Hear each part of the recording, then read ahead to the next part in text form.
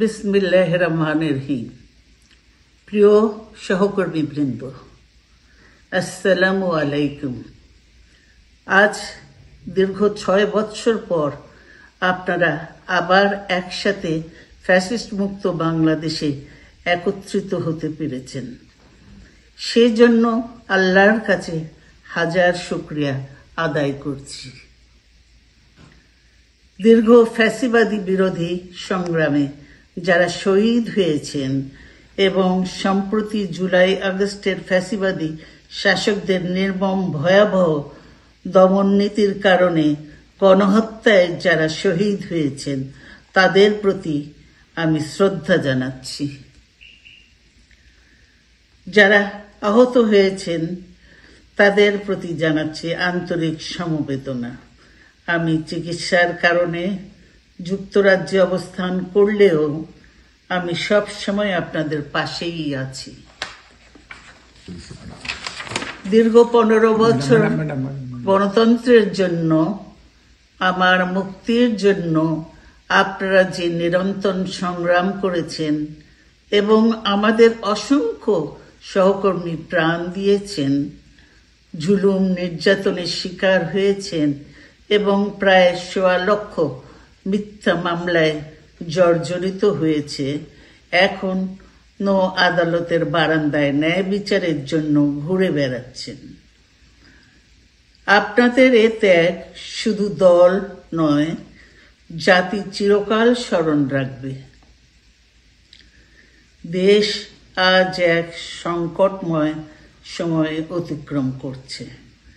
আপনাদের এবং ছাত্রদের সমন্বিত আন্দোলনের ফলে ফ্যাসিস্ট শাসকেরা বিদায় নিয়েছে। একটা অন্তর্বর্তীকালীন সরকার গঠিত হয়েছে।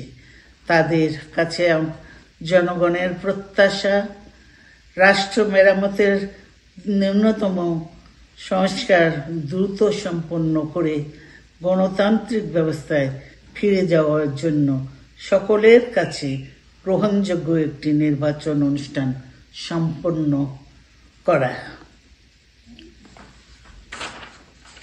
আমার অবর্তমানে দলের ভারপ্রাপ্ত চেয়ারম্যান, সিনিয়র নেতৃবৃন্দ এবং আপনাদের সকলকে সাথে সঙ্গে নিয়ে নিরন্তর কাজ করে দলকে সুসংহত করেছেন।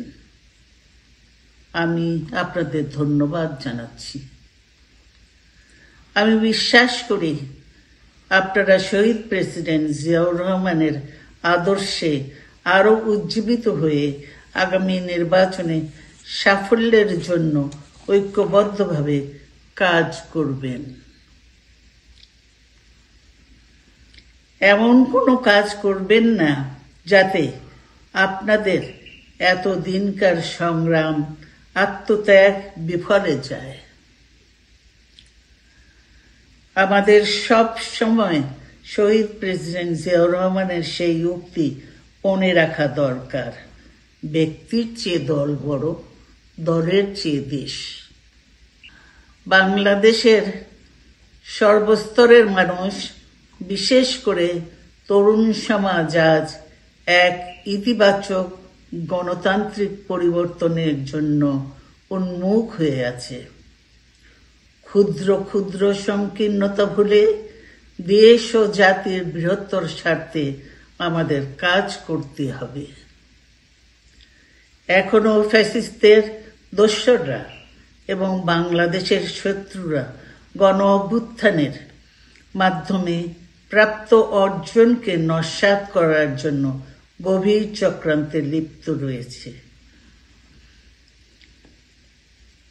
ইস্পাত কঠিন ঐক্যের মাধ্যমে জনগণকে সঙ্গে নিয়ে এবং চক্রান্তকে ব্যর্থ করে দিতে হবে। গণতান্ত্রিক বাংলাদেশ বিনির্মাণের জন্য আমাদের সকলকে একযোগে কাজ করতে হবে।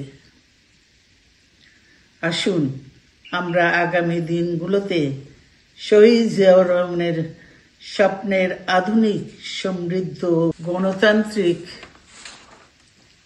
বাংলাদেশ বিনির্মাণের জন্য আমাদের সর্বশক্তি নিয়োগ করি এবং এত ত্যাগের বিনিময়ে প্রাপ্ত এ অর্জনকে সুসংগত এবং ঐক্যকে আরো বেগবান করি।